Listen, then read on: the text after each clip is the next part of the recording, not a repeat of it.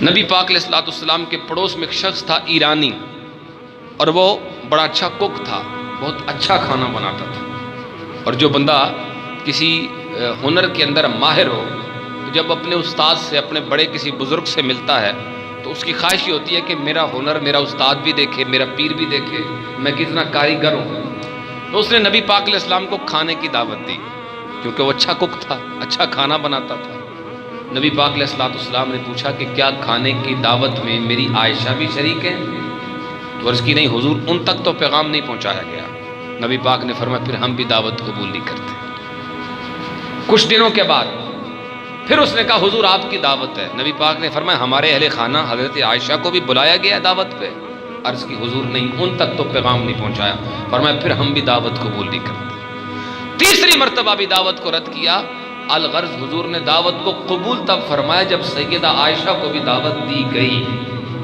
یہاں پر محدثین فرماتے ہیں، حضرت مجدد الفسانی رحمۃ اللہ تعالی علیہ نے بھی لکھا ہے کہ جو شخص نبی پاک علیہ السلام کی ازواج مطہرات کی خدمت میں ایصال ثواب کے نذرانے پیش نہ کرے اور صرف حضور کی بارگاہ میں ایصال ثواب کے ہدیے اور تحفے پیش کرے، آقا اس کا ایصال ثواب قبول نہیں فرماتے۔ یہ بات ذہن میں رکھیں، جب ہم ایصال ثواب کے تحفے، درود پاک کے تحفے نبی پاک علیہ السلام کی خدمت عالیہ میں تحفتاً پیش کریں تو پھر ساتھ ساتھ حضور کی ازواج مطہرات کو بھی تحفے پیش کریں تاکہ آقا کریم قبول فرمائے۔ ساری کائنات کے لیے سکون نبی پاک کا نام ہے، جس میں تو کوئی شک نہیں۔ بڑے بڑے دکھی ہوں، پریشان ہوں، نبی پاک کا نام لیں دلوں کو چین آتا ہے، سکون آتا ہے۔ لیکن نبی پاک علیہ السلام کے دل کو سکون دینے کے لیے اللہ نے جن پاک بیویوں کا انتخاب فرمایا انہیں مومنوں کی مائیں کہتے ہیں۔ حضور کے دل کو سکون بخشنے کے لیے اللہ رب العزت نے جو ذرائع جو سورس بنائے ان میں سے ایک حضرت سیدہ عائشہ صدیقہ رضی اللہ تعالیٰ ان کی ذات میں اللہ نے نبی کریم کا سکون رکھا۔ اتنی عظیم الشان ہستی ہے، اتنی قابل احترام ہستی ہے حضرت عمار ابن یاسر، اور یہ ہم سب کے لیے یہ بات قابل غور ہے اور قابل عمل ہے کہ ہمیں دنیا میں کرنا کیا ہے۔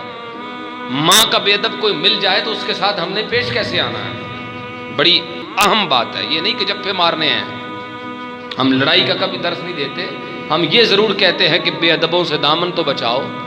حضرت عمار بن یاسر، اور یہ سنن ترمذی کے اندر ہے، ایک بندہ آ کے نا حضرت عمار کے پاس بیٹھ گیا، صحابی رسول ہے عمار بن یاسر، اور آ کے سیدہ پاک کے بارے میں کوئی بد زبانی کرنے لگا، حضرت عائشہ صدیقہ کے بارے میں۔ تو آپ نے فرمایا، آپ نے کانوں کو ہاتھ لگائے، فرمایا اٹھ نکل میرے دربار سے، دور ہو جا میری نظروں سے، تو وہ ہے جو اس ہستی کو تکلیف دیتا ہے جس سے اللہ کے نبی خود محبت فرماتے ہیں۔ آپ نے نکال دیا اسے دربار سے، آپ نے فرمایا تو میرے پاس بیٹھنے کے قابل نہیں ہے۔ ہمیں بھی یہ چاہیے، جو ہمارے سامنے ہماری قرآنی ماں کے بارے میں غلط بات کرے، بھائی اپنا رستہ تیرا الگ ہے، میرا الگ ہے، تو میرے سے بات بھی نہ کر، تو میری ماں کا نہیں تو میرا کیا لگتا ہے۔ آج ہماری ماں کو کوئی گالی دے نا تو ہم گریبان پکڑتے ہیں فوراً اس کا، اور جب تک دو چار لگائے نہیں ہمیں آرام نہیں آتا۔ تو اتنا تو کم سے کم کرو نا، سیدہ پاک کو اپنی ماں جیسا تو سمجھ لو، معاذ اللہ، حالانکہ وہ ہماری ماں جیسے نہیں۔ ہزار ماؤں کی عزتیں ان کے قدموں پہ قربان، جن کی شان میں اللہ کا قرآن اترتا ہے، اللہ کا قرآن جن کی صفائیاں دیتا ہے۔ کم سے کم اتنی جرت تو ہم پیدا کریں نا اپنے اندر کہ بھائی نہیں، تو نے اگر یہ بات کرنی ہے تو پھر چل اپنا کام کر، میرے ساتھ تیرا کوئی تعلق نہیں ہے۔ اتنا تو حوصلہ اپنے اندر پیدا کرو نا۔ دنیا داری گئی بھاڑ میں، ایک وقت کے لیے، ایک لمحے کے لیے بندہ دنیا داری یار چھوڑ بھی دیتا ہے، کم سے کم ماں کے نام پہ ہی صحیح، باقی ٹھیک ہے آپ اپنے معاملات دیکھو، لیکن یار ماں کے نام پہ تو کم سے کم دنیا داری چھوڑیں۔ لیکن ہم چھوڑنے کو تیار نہیں، ہم نفرتیں نہیں پھیلاتے، بالکل نہیں پھیلاتے، لیکن جو نفرت پھیلا رہا ہے، جو سیدہ پاک کی شان میں توہین کر رہا ہے، ہم اس سے کبھی پیار بھی نہیں کر سکتے۔ ہم ہمیشہ محبتوں کا درس دیتے ہیں اور محبتوں کا ہم جو ہے ابلاغ و تبلیغ کرنے والے ہیں، مگر یہ بات پکی ہے، جو پاکان امت سے نفرت کرتا ہے اس سے پیار نہیں ہو سکتا، ممکن نہیں ہے۔ ہمارے اندر وہ دل اللہ نے رکھا ہی کوئی نہیں جو ان لوگوں سے محبت کی بات کرے کہ جو پاکان امت سے نفرت کرتے۔ اللہ محفوظ فرمائے ہمیں بغض سے، اللہ اپنے پاک نبی صلی اللہ علیہ وسلم کی ہر نسبت کا ہمیں ادب کرنے کی توفیق عطا فرمائے۔ اللہ اکبر۔ اور سیدہ عائشہ صدیقہ رضی اللہ تعالی عنہا، ان کی فضیلت صرف اس لیے نہیں کہ نبی پاک علیہ السلام کی زوجہ ہیں، اللہ نے ان کے اندر وہ خاصیات بھی رکھی ہیں، ان کو اللہ نے وہ صفات بھی عطا فرمائی۔ چنانچہ حدیث پاک میں آتا ہے مستدرک للحاکم میں، کانت عائشہ تو افقہ الناس، نبی پاک تشریف لے گئے دنیا سے، لوگوں میں سے سب سے بڑی فقیہہ حضرت عائشہ ہے۔ جب صحابہ بھی کسی مسئلے میں پھنستے، پریشان ہوتے، تو مسئلہ سیدہ عائشہ کے دروازے سے حل ہوتا، پوچھتے آ کے، بتائیے امی جان اس مسئلہ میں نبی پاک کا کیا فرمان ہے؟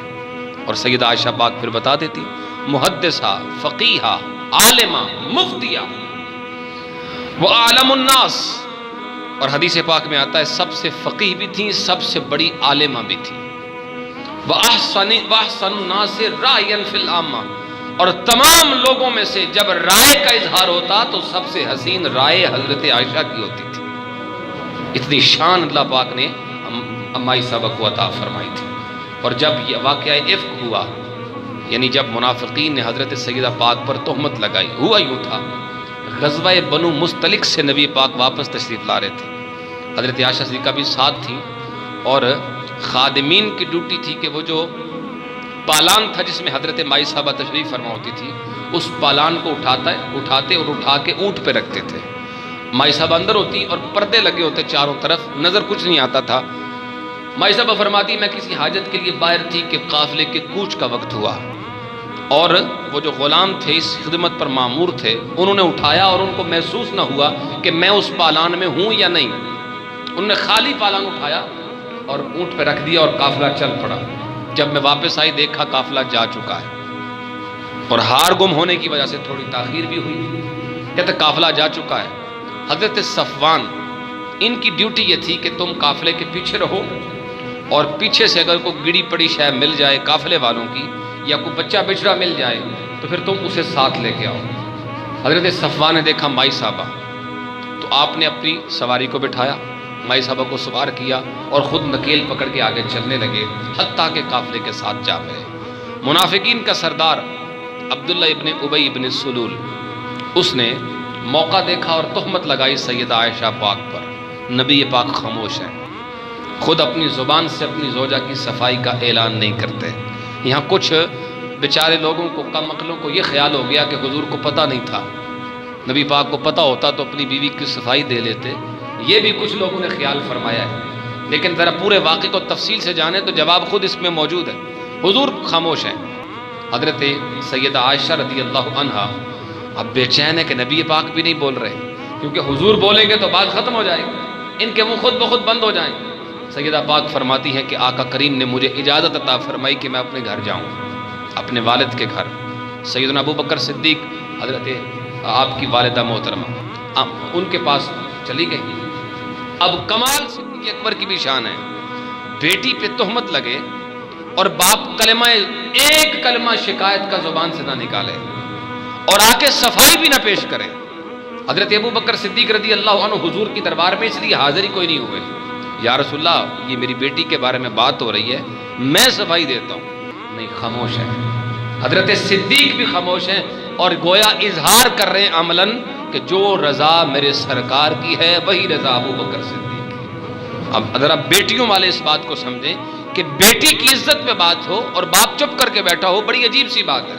حضرت صدیق نے ایک لفظ بھی نہیں کہا، اپنی بیٹی کی صفائی اور سچائی میں بھی ایک لفظ نہیں کہا، گویا مزاج یار سے واقف تھے حضرت صدیق اکبر، اور سمجھ رہے تھے حضور چپ ہیں تو کسی وجہ سے چپ ہیں۔ نبی پاک وحی کا انتظار کر رہے تھے کہ میں صفائی خود نہیں دوں گا، میری عائشہ کی صفائی میں قرآن بولے گا۔ حضور خاموش ہیں، نہیں بول رہے۔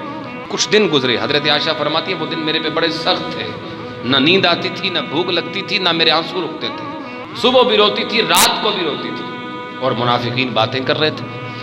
اب نبی پاک نے صحابہ کرام سے مشورہ لیا، میٹنگ ہوئی، مدارج النبوت میں اس میٹنگ کا پورا ذکر ہے۔ اب اس میٹنگ کے اندر جو صحابہ کرام نے باتیں کی وہ بڑی مزیدار ہیں، خوبصورت ہیں۔ حضرت عثمان ابن عفان کہتے ہیں یا رسول اللہ صلی اللہ علیہ وسلم، ہم نے دیکھا کہ آپ کا سایہ زمین پر نہیں پڑتا، تو جو رب گندی زمین پر آپ کا سایہ نہیں پڑنے دیتا وہ آپ کے حرم کے قریب ایسی گندگی کیسے آنے دے گا؟ حضور ہمارا ایمان ہے کہ یہ منافقین کی سازش ہے۔